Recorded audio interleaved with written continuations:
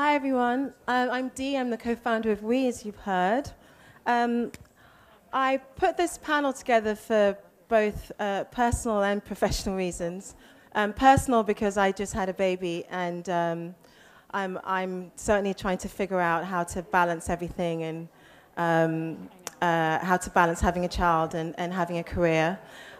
Professionally, I think that there's a lot that we can discuss. You've heard from earlier discussions that there is a disparity between the number of women who enter the workforce and those who are in leadership positions. And we talked about, one contributing factor being that women leave the workforce to have children and don't go back because they don't have the support structures that they need. So we're really talking to these women about how they balance running businesses, being entrepreneurs, with their sort of busy lives. And it's not just about being mothers, but just being sort of busy women who have a lot to juggle. So hopefully there's a lot that we can all learn, whether we're mothers, whether we're not mothers. So if I can bring the whole panel up, and then I'll sort of introduce them. Thank you. Oh, thank you. Dee's baby is in the audience right back there. There he is. I think he needs to spit up right now so that we all feel we all get the drift. On you while you're talking.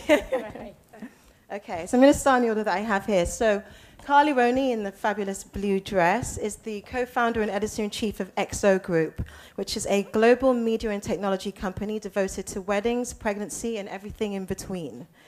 So she founded the Wedding Network, which is the #1 online wedding site, and she also launched the Nest and the Bump, both are brands for young couples and first-time parents. Next, sitting right next to me, is Alisa Volkman. Alisa is the co-founder of Babbel, and Babbel is a parenting site and blogging platform for this generation's parents. She was also VP of Sales and Marketing at Nerve, which is a very different... it's what leads you to be at. It's where you go before Babbel. Sitting next to her is Mary Alice Stephenson, who is a fashion and beauty expert. She has served as fashion director and editor for top fashion magazines, such as Vogue, Allure, Marie Claire, and Harper's Bazaar, and she styled many of Hollywood's biggest stars. And last but not least, and because she has the most fabulous title, is Nancy Lublin. And Nancy Lublin is CEO and chief old person at Do Something. And she was also the founder of Dress for Success, which Joy Gordon had referred to earlier. So Do Something is one of the largest youth organizations in America, with more than 2.2 million teens participating in its campaigns. That's my panel. A round of applause for them.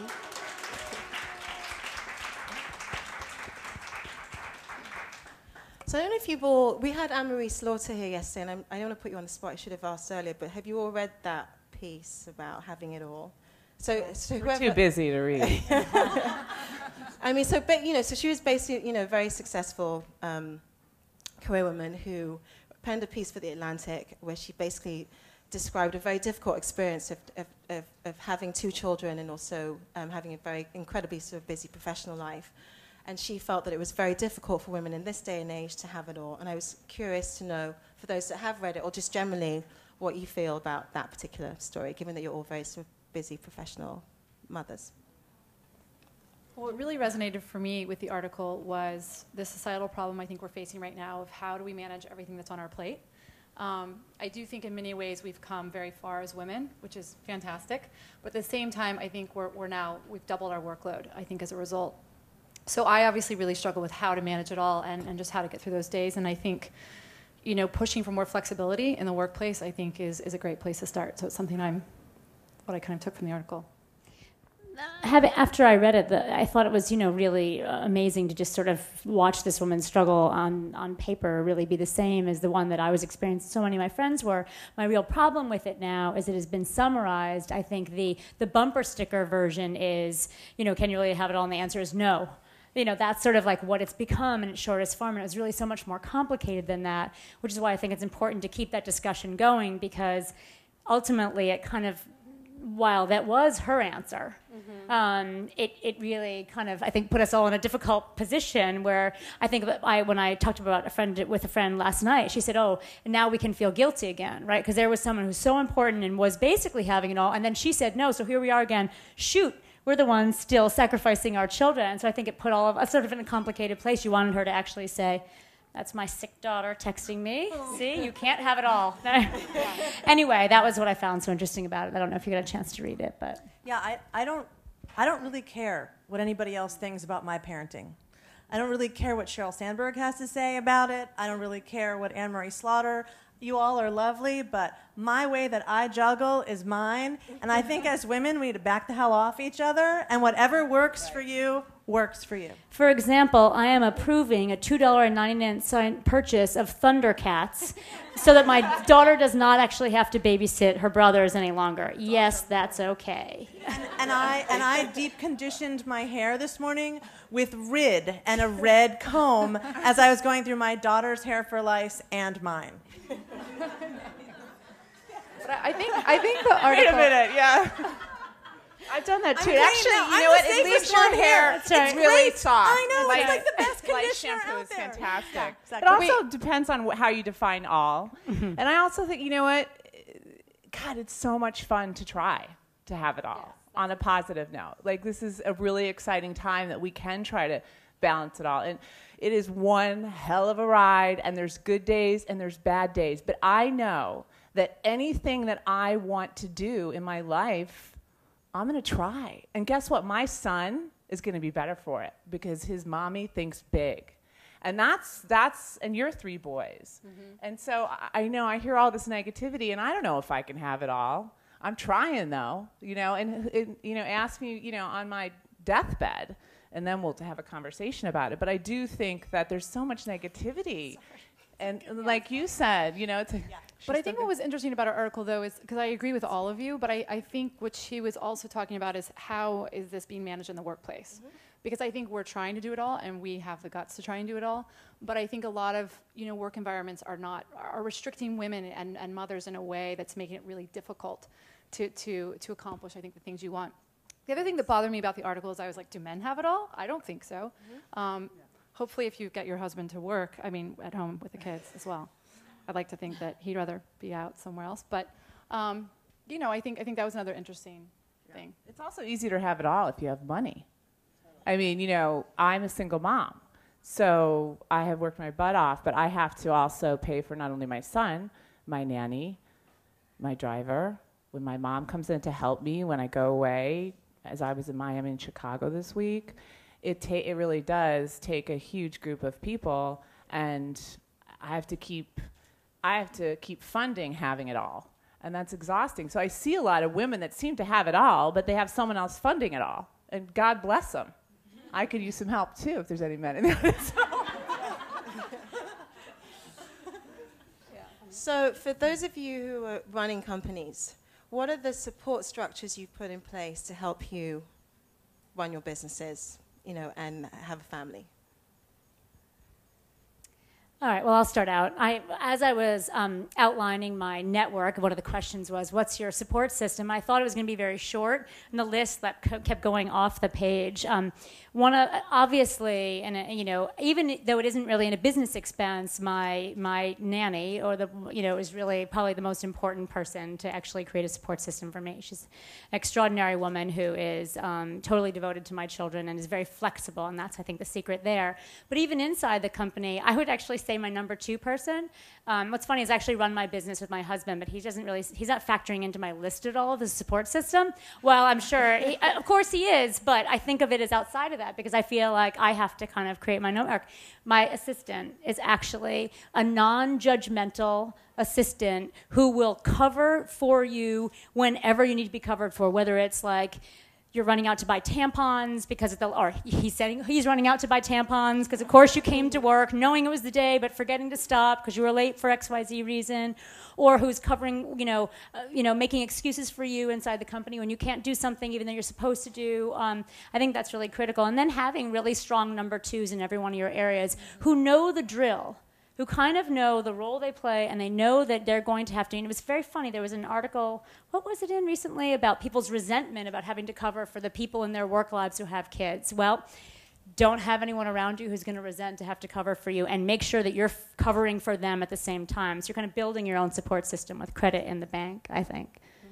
I also think being human about it. I think that there in the past has been this just, culturally we've been told we had to say that everything's okay and we can do it all and we're perfect and we're da-da-da-da. But, when I'm human with my studio director who's sitting here right now in the front row, and when I'm human with my employees and say, like, I'm having a hard day, I've got to go juggle this, do this, this, and human about it, and I let them see how it is tough sometimes, they are more inspired to help me, and I see them working even harder. And I think there is, men, that are CEOs tend to button up, right? And you don't ever show your personal life to people around you, and I've been in those environments.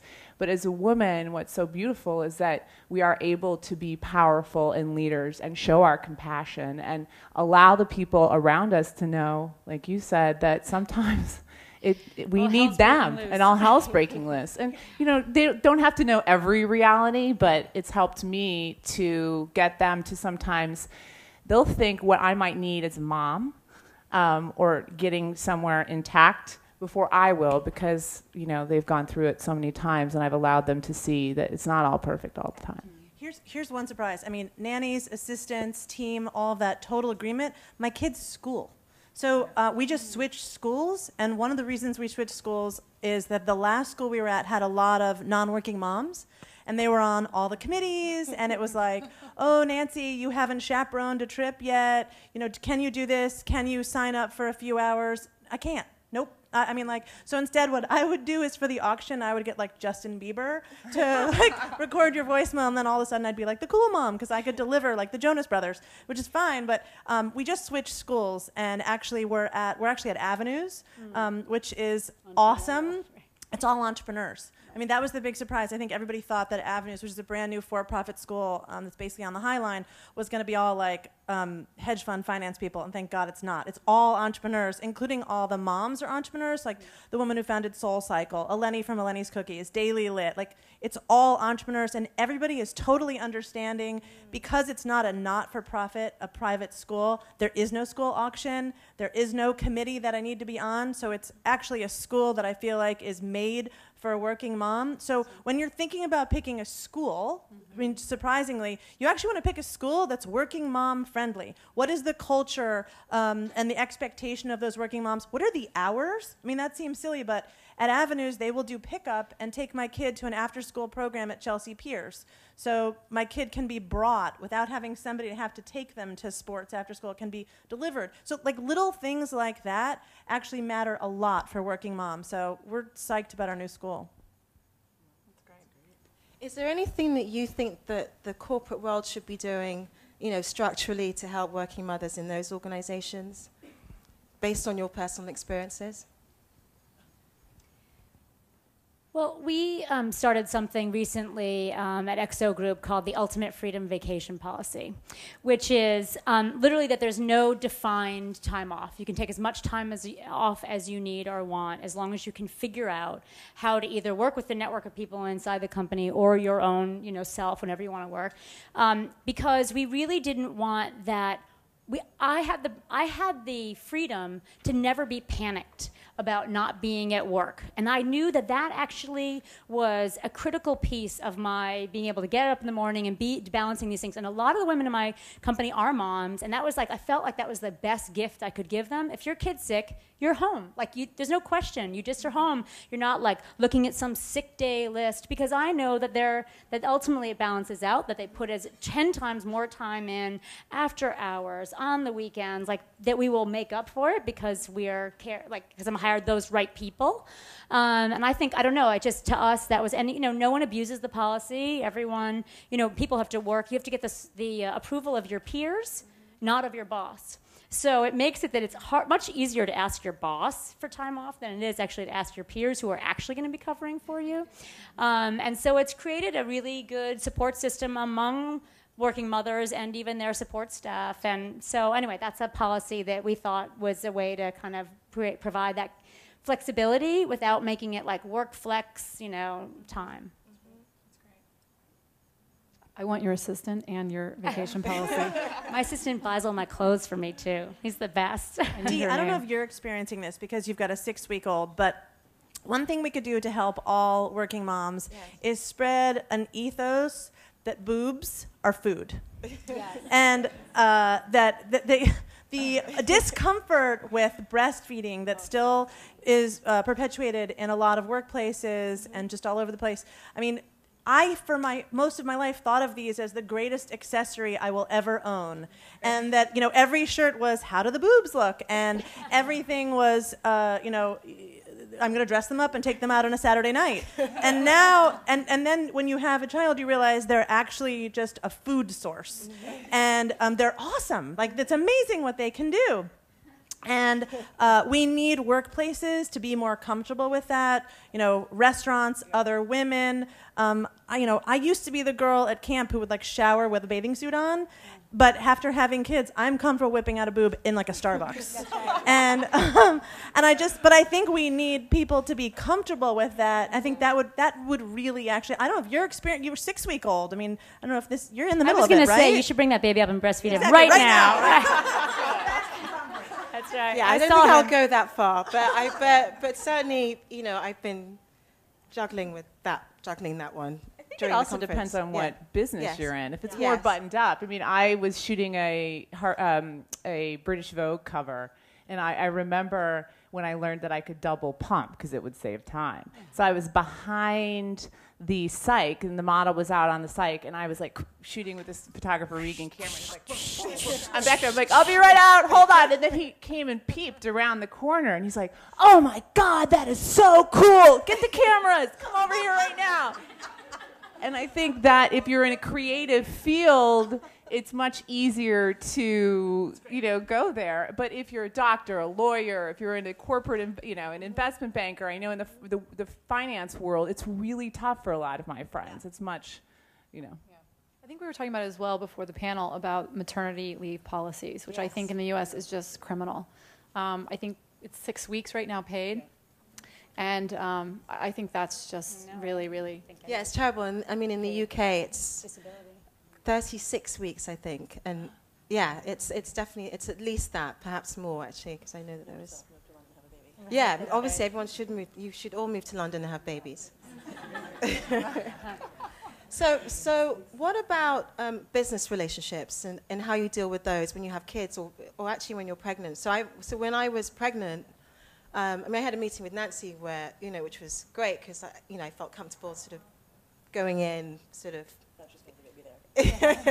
happily pregnant. But actually, for a lot of meetings, I would do my best to disguise it. So I'd sort of put, jackets on and, and I think they just assumed I was eating too much pasta. I don't know what it was. But how would you sort of deal with business relationships? And because I think that there's an assumption that if you have kids or if you're pregnant, that you're not going to be as productive. So, have you come across anything that sort of perpetuates that, and how have you dealt with it?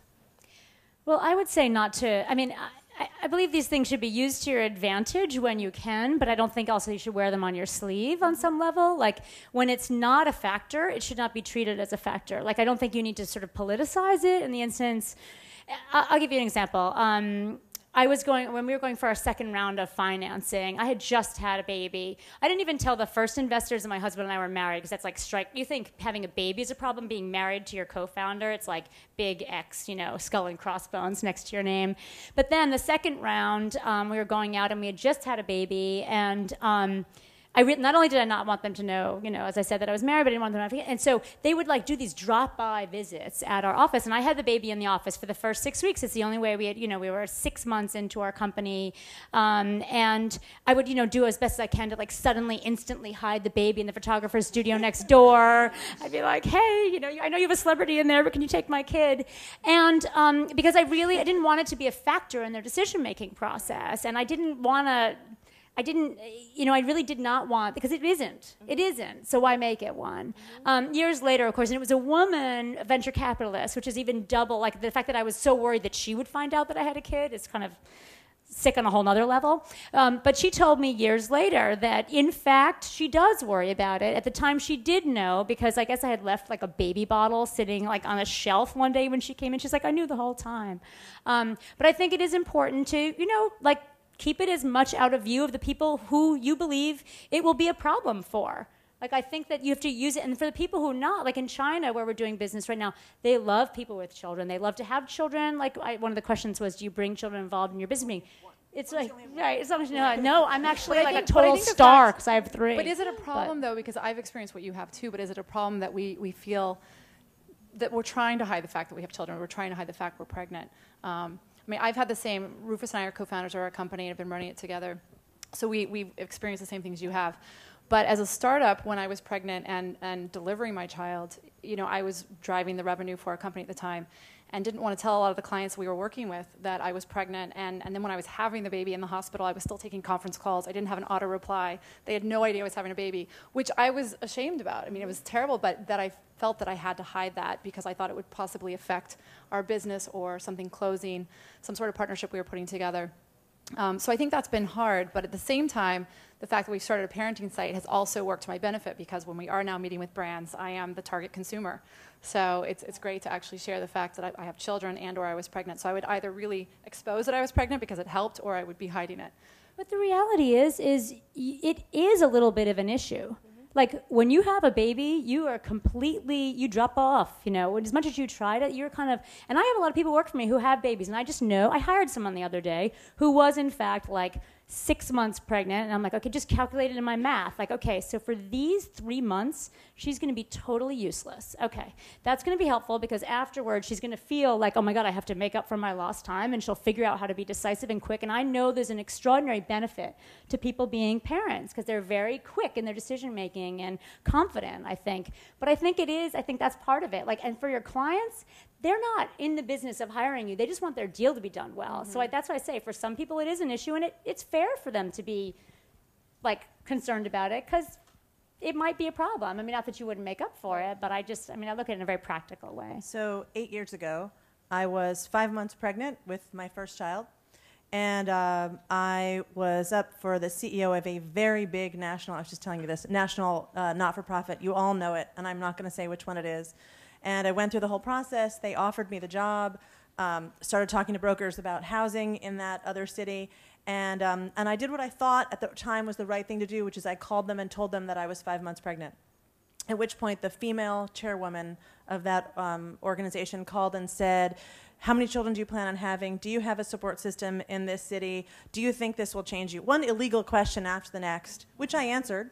And the next day, the headhunter called me and said, it was a 30-second phone call, they've decided you're not the right style fit, you're out of the search.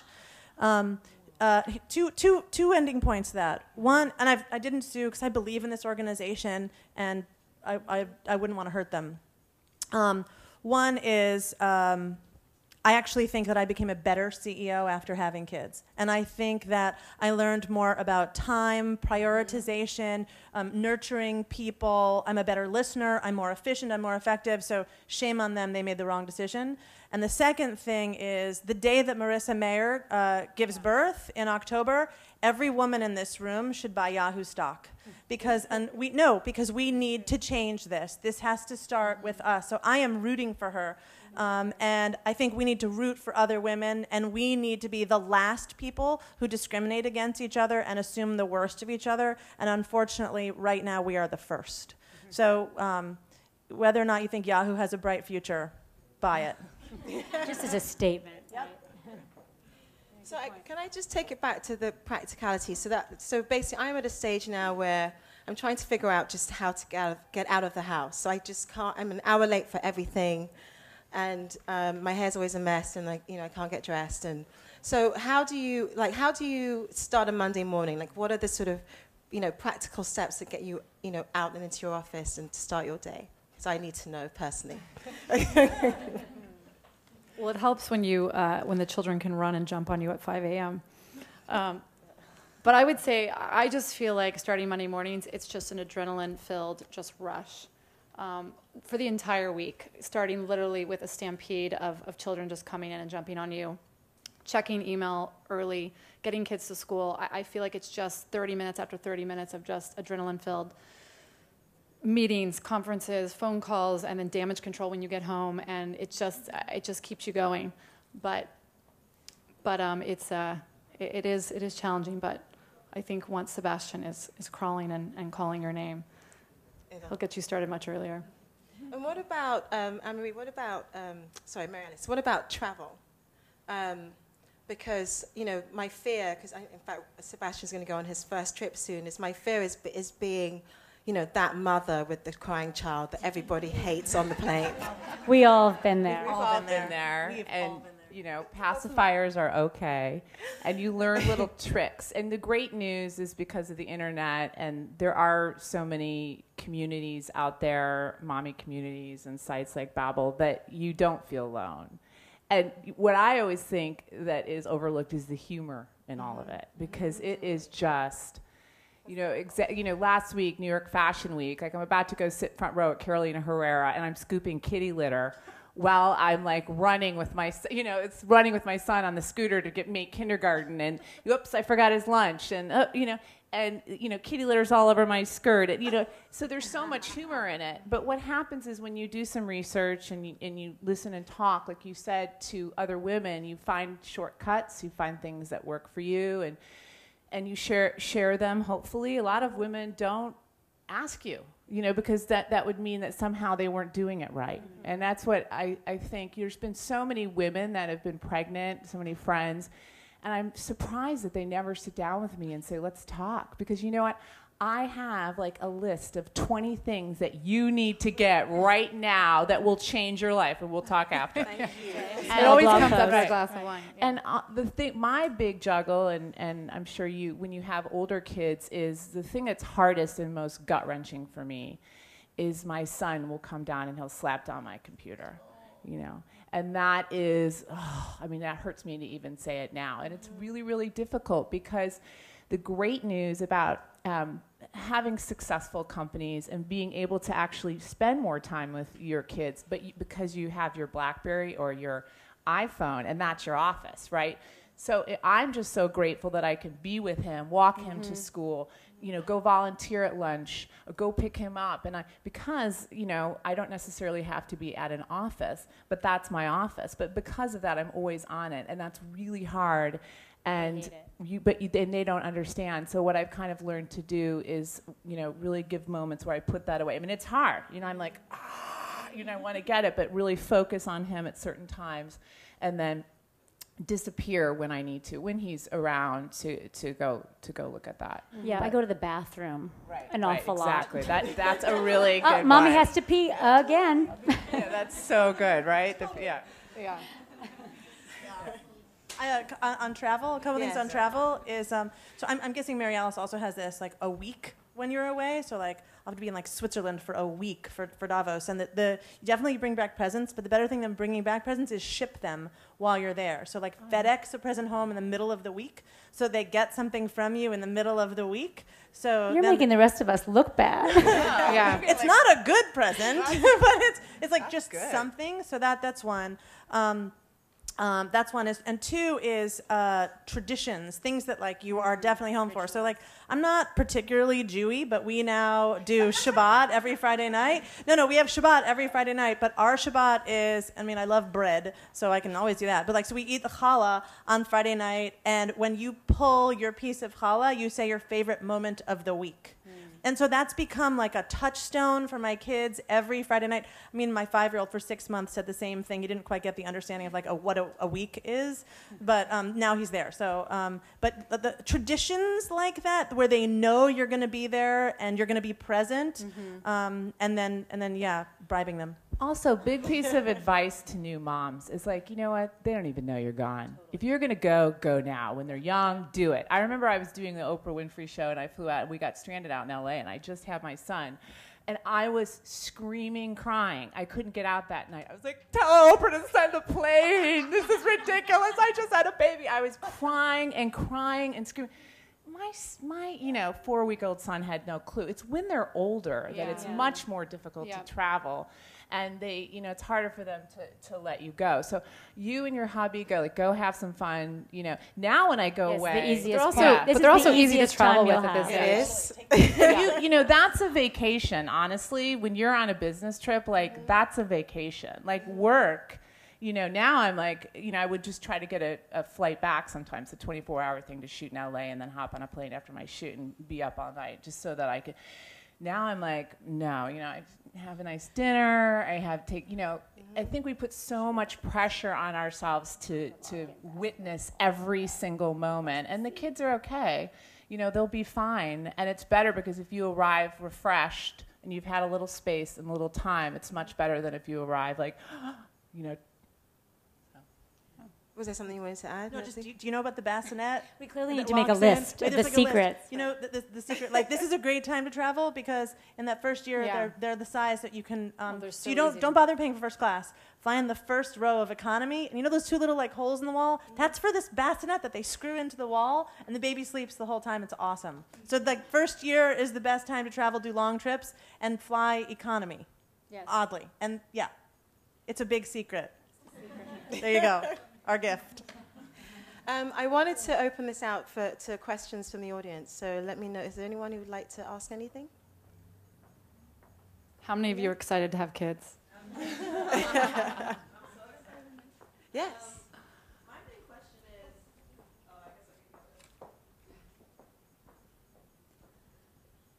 Hi, I'm Christina. I actually work with Nancy at Do Something, so I'm here supporting her, woo. But my main question is about planning out families, because I know a lot of the time people are well, plan when you're going to have kids and make sure you do the right strategic move. Is that actually useful information, or should it just be when you pop them out, you pop them out? I believe there's absolutely no right time to have a kid. I, in fact, had my kid at probably the textbook definition of the wrong time, 3 months after receiving financing for my, first company. And so just goes to show you. You'll be stronger for having done it. I just don't think there's any way to find the right answer to that. And also, I think it's such an honor being a parent, and my son is the love of my life, and my life changed in such a big, beautiful way after I had my son. But guess what? I wasn't sitting there I can never leave him.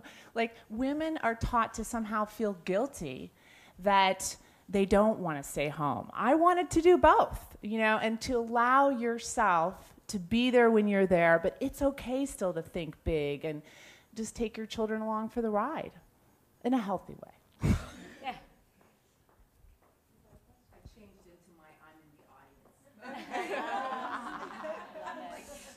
No, it's just actually that I'm leaving right after to get on a plane to be home because my son, who's now in university, starts boot camp at 5 o'clock in the morning on the basketball team he plays for, and there's no way that I will not be there to make breakfast at 4:30 in the morning for him. So, I found myself sitting here thinking a gazillion questions. My son just turned 20 a few weeks ago, and so I'm listening to you. You look good. Thank you. Good genes. But I made every single all of these things. I'm listening to this journey, going, yeah, I did that. Yeah, I sent the gifts, not so much. Yeah, and I guess my question is because. I did realize, I think this is politically incorrect probably, but I'll just for the sake of honesty, I don't think that you can have it all. I think that your kids do get to a certain point where it's them or your career. And I came out of the womb and the first words I said were not mommy and daddy. It was career, ambition, not husband, not mom. Didn't want it. I didn't want all of that. I wanted a career. And all of a sudden you have this thing, like Mary Alice said, the love of my life. And at a certain point when there's, my son he used to slam down the computer. He used to kick makeup artists. He associated some weird transformation with his mommy to the makeup artist who was putting this stuff on her face, and then I looked different. So he would kick them on sets. So then I couldn't bring him on set anymore because he was physically abusing people by the time he was 5. So I just wonder if there's a point in which you will stop and say, I think I got to scale it back, because I did, and twice in my career. In 2000, I said to my agents, I got to focus on my son. I got to do it. I need a few years. And they thought that was career suicide, and I did it. And then in 2004, I did a show with Sony.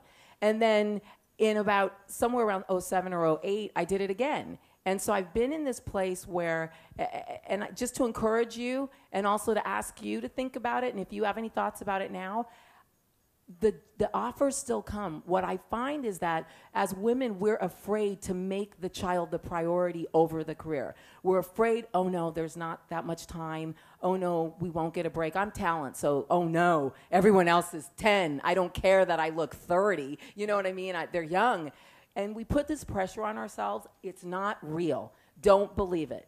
Everything you do that's correct and right in the order of the kingdom will be blessed. And having children is a blessing. We are women. We populate the planet. We teach these young boys to respect us. And we teach these young women to respect themselves, hopefully. And so I guess my question to you is, have you thought, hey, this child may get to a certain age and I may want to scale back. And can I do that and still love myself being mom first?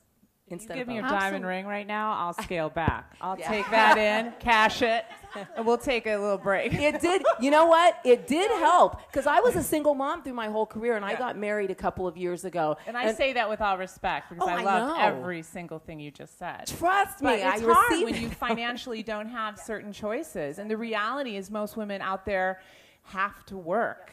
We all have to work. And there's times I am in tears, probably like you have been, where I do not want to go, or why do I work 24/7?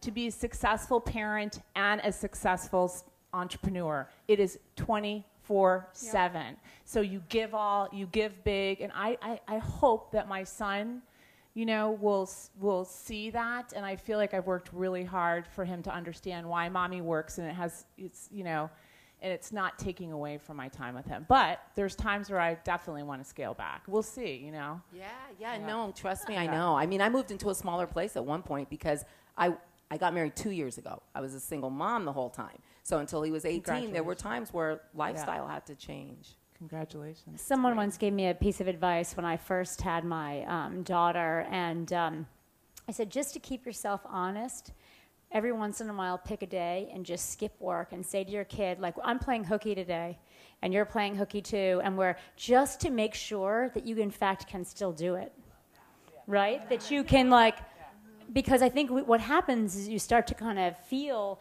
and some of it's just magical, like you believe the world's going to blow up, and in fact it doesn't blow up if you disappear for a day or for a week, and I do that with taking vacations. Like, I think that's a problem of being an entrepreneur in general, but never mind being a working mom entrepreneur. It's very hard to convince yourself of the other track, that everything is going to be fine. Yeah. So that was a critical point, I think, in me. And now I actually literally just was like, I'm taking my kids to school every day. I don't care what I'm missing. I don't care. And I was like, this is only an hour. Why did I think this was such a big deal for 10 years? Mm-hmm. We're lucky now with what's happening time-wise that we actually can, I think, be more with our kids than our moms were if they were working, really. So I'm with Mary Alice. I'm the breadwinner, so I don't have the choice. But even if I had it, I don't think I'd take it. And here's why. My mom never worked. My mom was homemaker, and she was miserable. And I have a limited relationship with her now. Sometimes it's good. She sort of, finally in her mind, I became an adult when I had kids, even though I had already found a dress for success and owned my own apartment and had done lots of things. In her mind, I finally sort of became an adult when I had children and she could relate to me. And my mom's so smart. She has 2 master's degrees. She could have run her family business, but my grandfather didn't offer it to her because she was a woman. And I think that I'm actually a much better role model and parent to my kids by being the breadwinner and by working. I make time for them, walking them to school or sending them things or having that Shabbat dinner. But I wouldn't take that choice even if it was available to me. And you know what? I don't regret that Monday morning is my favorite time of the week. I like working. And that fulfills me. And my kids will respect me that much more for being that role model. Yeah. Guilt-free is the only way to go.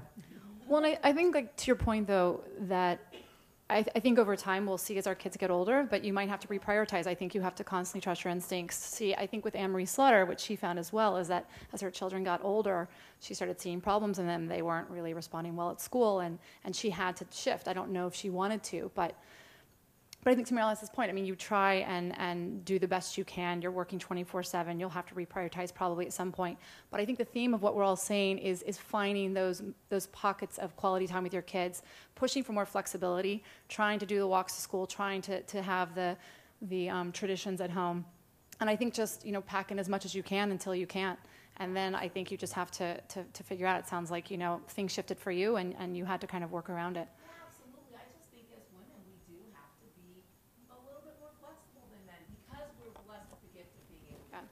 And that's the whole thing is, coming together as women, supporting each other, I think pushing for flexibility, understanding what we're going through, relying on the kindness of strangers as new moms. It's amazing what you'll find when you ask for it and when you kind of raise your hand. And I think that, I feel like, is the theme of a lot of what we're saying today. I've cultivated a mommy network, and a lot of them don't work. And, I've just told them my reality. In my kitchen, I'll serve you a glass of wine, let's talk, the kids are playing, this is my reality. And, it really has helped for them to see. And it does also help when I say, and here's a nice little red dress from Ann Taylor, or here's some Estee Lauder makeup. I'll do whatever I need to do. Yeah. But guess what? They're the ones that say, like, MA, we have a PTA meeting, or MA, tomorrow's off, did you hear? Or I feel like I have this incredible women, this community in Brooklyn that helps me. And, and you need help. Mm-hmm. Everyone does. We all do. Yeah. Yeah. Yeah. We have another question here. Yeah, I was just wondering, in terms of how you talk to your kids about your work, that's something that I think about a lot, because I think that the way it's framed has a great deal to do with how they internalize that and how they think about it. And I just wondered if you had found, not to call it messaging, but if there's something that you felt like was effective in how you communicate to your kids about your work. Well, I've always made a point not to make it a negative. Like, I feel like I hear parents go like, Mommy doesn't want to go to work either. Well, then they're thinking, well, why the hell are you then? Like, then they, so that if, but I think if you're saying, like, this is a really important part of my life, and you'll one day, hopefully you'll find something you're passionate about too. Now, get your shoes on and go to school.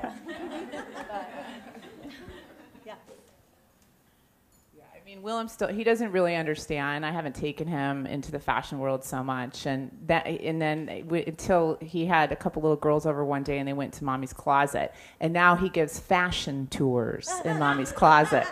And he's now an entrepreneur. He charges $30. Right, exactly. But he doesn't really,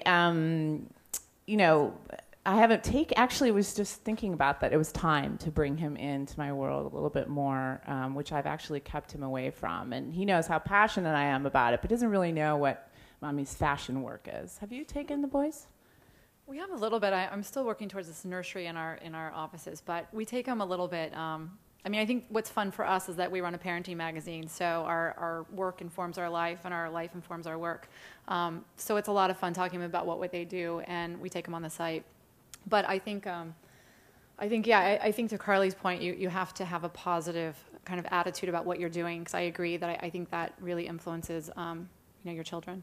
So we can all drop our kids off at your office when we're in a bind. Yeah, exactly. Focus group. We have scooters at the office for, like, Christina and for other people in the office. But my kids love coming to the office. They know I think that was a great answer. Be positive. First of all, if you're not positive about your job, why are you doing it anyway? Right. But I love what I do, clearly. And so my kids, they actually love coming to my office, maybe even a little bit too much. But they love coming there, and they know people's names, and they draw people pictures and walk around and give pictures to people. They actually really love the water machine. They love bringing cups of water to people. So, yeah. But I think to Mary Alice's point too, I think if we all go, we probably would work around the clock, and I think we do. We're slipping off to the bathroom, but I do think, I feel what you're saying when our kids are just like, please put down the phone or pushing down our computer. That is pretty heartbreaking, and I think that we owe it to them to find at least, some time to fully dedicate to them and focus on them, and obviously let them know that work is important to us, but they are too, and I think they deserve some uninterrupted time with us, which I'm always working towards. I would actually recommend to the mothers in my office, do as best when you're with them, just be with them. Like, it's not that, unless you're waiting on one desperate email, but it's an addiction. It truly is an addiction.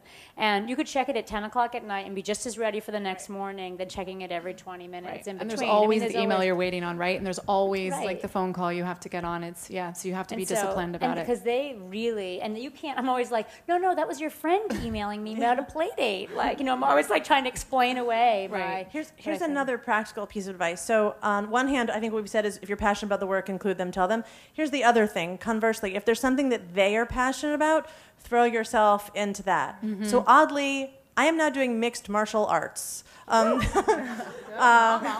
Because my kids are into it. So at Tiger Schulman on 19th Street, they have mixed martial arts on a Saturday morning where there's a glass wall. And on one side are the parents, and on the other side are the kids. And my kids are into it. My husband was doing it, and he was like, come on, you have to do it. The kids are into it. So I was like, okay. So we actually have a family signal. When you see anyone in the family who looks tired, you go like this. And we can see each other through the glass. And on Saturday mornings at 10 a.m., we all do mixed martial arts together. And I think that's about me saying to the kids, like, and I'm the only one without any tape on my belt. They all have progressed. Mommy has not progressed. It's a big joke in the family. Mommy's still a white belt, whatever. I was just imagining myself and my son taking QuickBooks course together. Maybe we should. I think also if you just give, it's just like if they know you're there and they have access to you. Every now and then I'll see the call come in and I just always answer. I step away. Hey, buddy, and just always probably like you have he's 18 now or 20? Right.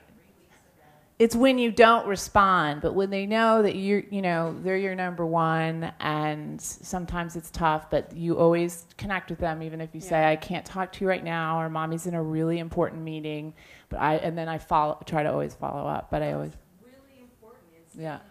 Absolutely. It really is. It makes them really confident, like he knows at this point in life. Yeah. And I've heard him telling people, I am the most important thing in my mom's life. I mean, he's 20, and I'm going home to be sure to make breakfast because you can't. Can I? Were you offering to marry her before? Because otherwise, I'll marry her. But The thing my husband fell in love with was thing that you guys have, it's so attractive about you. It's the most beautiful thing. And I remember my husband saying to me, "You are such a mom. That is the biggest turn on." And so I guess there's a new definition of mom now, though. That's what we're really all getting at, that, like, there's this new definition of mom. Yeah. And that mom doesn't have to be what we, right? Yeah. But there's still a lot of people that are thinking that old definition, And I think, to Nancy's earlier point, I do think our lives are so unpredictable. I mean, as much as we try to leave the phone down, there's always going to be a meeting to call, something come up. But I think if you do have those traditions, or they can look forward to something, because kids do look so forward to, I think, ongoing things that they can really rely on, like dinner as a family, even if it's every Friday night and it's movie night. It's just, if you can really stick to those things, I think it's really important. Because then I think it helps the unpredictability of the rest of your life feel like you can manage it better. What about, actually, I just wanted to go back to something Mary Alice said about sort of mothering networks, or sort of women's networks. So I've seen that there are there's sort of city babes and River City babes and Brooklyn babes. I don't know what they're all called, something mother babes. But I wondered if you were all sort of members of those sort of support networks for mothers. I was never I created my own. You created your own, City but I'm just Babes, curious. They started calling me about birthday parties, and that was when I was out. If I was gonna. But I also think I've been a single mom, and I've been a mother that Willem's dad and I broke up when he was like 1. So in dating the last 7 years, and it isn't until recently that I've been in a really serious relationship. So I actually maybe had it easier because I didn't have to worry about my husband. I didn't have that extra person. I mean, I don't know, but I definitely relied on so many. And maybe also in a way, a lot of those women helped me because they knew that, there wasn't someone helping me in any way other than just me and my little guy. And so I really felt this incredible community around me, but it wasn't like a formal, Mary Alice and Willem club. Right. Did any of you join any networks of that? I mean, because I found that I think sort of pre-pregnancy when, friends who are mothers talked about, their children or any, I to be honest, I would zone out. I just did. And then as soon as I got pregnant, I was fascinated. I only wanted to be friends with people who had kids or who were having kids. And, and suddenly that was all I wanted around me because I just was, I needed to have that sort of support around me. I wanted to hear what they had to say. I just felt comfortable around them. And also I could talk about what I was going through. So I was just curious as to, whether that becomes sort of important to you as a mother to have, like-minded. Well, I know that it's that actual type of behavior or drive that actually drives my whole business. The not around weddings, of course, and the bump.com around people just who want to talk to the exact same person going through what they are. And I think you find that as a parent, your idea about what makes the perfect friend shifts. A, they have to have kids because you just can't understand how to talk to people barely anymore who don't. And B, they have to be in LA so you can talk to them at midnight when your kids are in bed. The defining factors.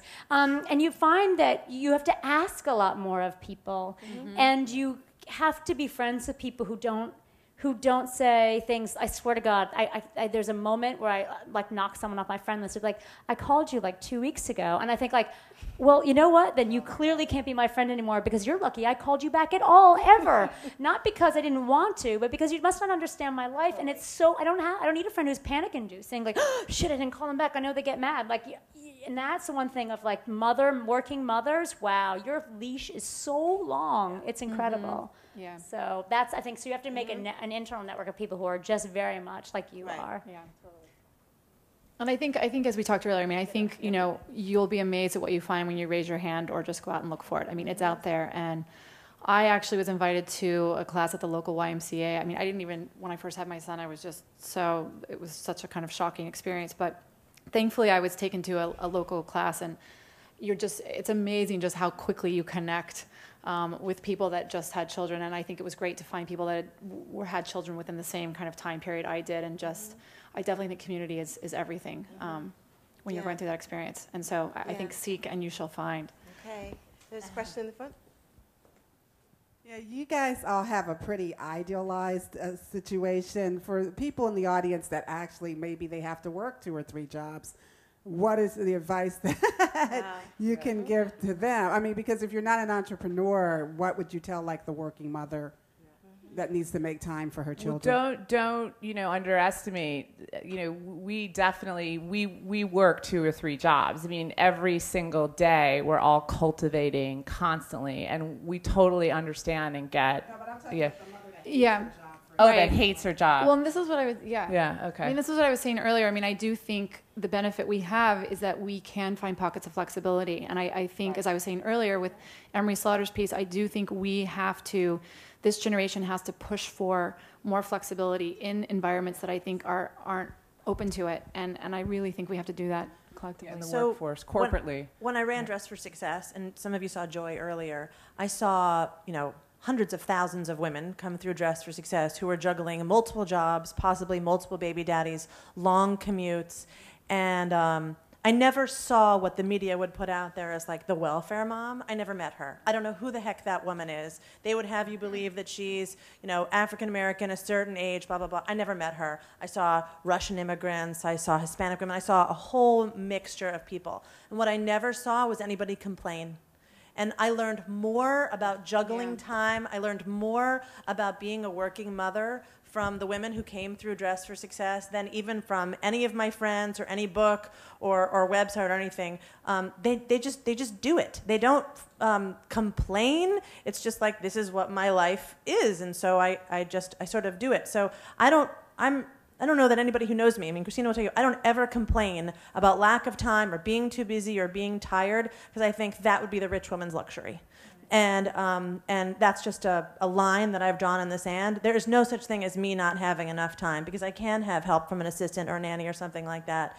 And, if Adrienne Wallace can do it, one of my favorite former clients from Dress for Success, then I sure as heck can do it. So I do think it's important to remind us of class privilege, but it's also important to remind us of what that class privilege is. It's not just having help. It's the luxury of sort of that complaining. And we can do it. We can all do it. If Adrienne Wallace can do it, we can all do it. I also think I've done a lot of work with women who or in that situation. I just worked with a woman who has 3 older kids who juggled 5, 6 jobs constantly. It was the first time she had ever really gotten into fashion or wanted to look. She was a beautiful woman, and she never cared. And as women, we do this because we love our kids so much, and we have this fierce desire to protect, take care of, and we will do whatever we have to do to survive.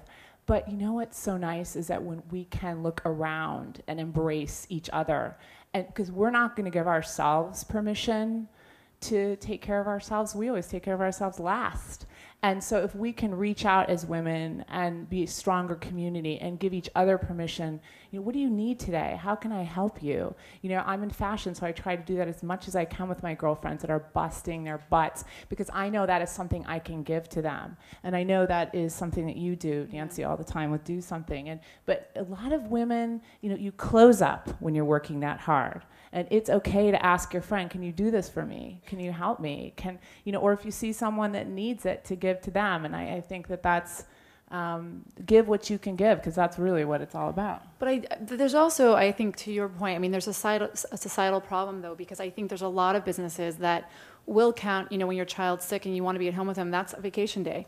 And I think it's a real problem. And there's people getting fired for choosing their kids or needing to be with their kids over being able to be at work. And I really think, again, I think there needs to be a shift in the way businesses treat moms and allowing for my flexibility. And I think, to Carley's point, as long as you're getting your work done, I think women should have more flexibility. I think they should be able to go to their child's piano recital. I think they should be able to stay home if their child's sick. They can work from home. And get each other's back.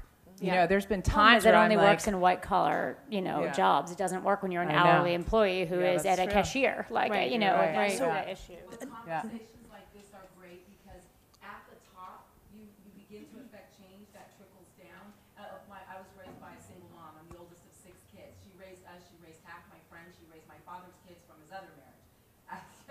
And when I first started in my career as a single mom, I was on welfare for 3 years. So don't get it twisted. I raised them by myself to 18. You can do it. They have the same problems. To be honest, I know it's easy to see just the privilege. They have the same problems. The other thing, the flexibility they have more maybe, but they have the same. They need help. You know what I mean? We got to use each other. Yeah. I had my mom. My mom helped me. If I had to take a work trip, Mom, you're keeping him this week. You got to use your friends. We have to use each other. And you have to, if you hate your job, life's not easy. So one of ask that question more for the audience, because I think it was like people going, it's our privilege as entrepreneurs.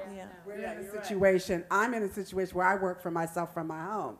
That's not true of the poor woman that does have to do this crappy job as a cashier or wash somebody's office or that kind of job. That's why I asked that. Yeah. So one of the big secrets in low-income communities is neighborhoods. Is what you would call like a friendship circle, whatever, but it's called your neighbor, and it's awesome. It's actually really hard when you pluck low-income women out of a neighborhood and have them like commute down to Solomon Smith Barney to work at a bank, because then they can't actually help in the neighborhood if they're not working in the neighborhood. And so that's another thing that I learned from clients from Dress for Success is actually which is weird in New York because you don't always know your neighbors. But if you're thinking about having kids, I do highly recommend, I already said look at the school, look at where you're living. I don't just mean if it's a good school district, but like, is it a building where there are other kids in the building? Is it a street where there are other kids or other moms on the street who want to help out? So in our building, there's only one other family. There are 2 lesbians down the hall. And what's awesome is the lesbians have outdoor space and we have a man. So it all balances out. It's fantastic. When the lesbians have a mouse, they call us and my husband goes over there and kills the mouse. And when we need to put the kids like in an outdoor space that's like gated, we send them down the hall. It's awesome. But I would say like, look at who your neighbors are and think really about that, because it does take a village, and those are the closest ones to you, and you'll find yourself becoming friends and sharing. Okay, can you watch the kids while I run out to the grocery store? So and that's again not class-based at all. And we need more women running companies. Yeah, we do actually. We have to end, but I wanted to just bring up something that a panelist said at one of our earlier panels 2 years ago, which was Mary Callahan Erdos, who runs JP Morgan Asset Management, and she was saying that she had noticed that the women in the office who had kids who were going off to get their kids from school were pretending they were sick, or they were making up excuses to leave the office going to get the kids. And so what she started doing was she would go and do the school run, and she would, when she was leaving the office, she would announce very loudly, "I'm off to get the children," so that it made it acceptable in her office that, you know, it was okay to go and do that. And so it allowed these women, you know, that it gave them that permission to do that, and not, you know, to I not. think that's a great point. I mean, you need more women role models, I think, in these companies, which hopefully we are. And I think Sheryl Sandberg recently, I think, did something very similar, where she announced she was going home to have dinner with her children at 5:30 every night. But I think we need more role models like that, and to accomplish these things. This has been great. I am armed with knowledge. Thank you very much to Alisa, to Mary Alice, to Carley, to Nancy. Thank you so much. Thank you.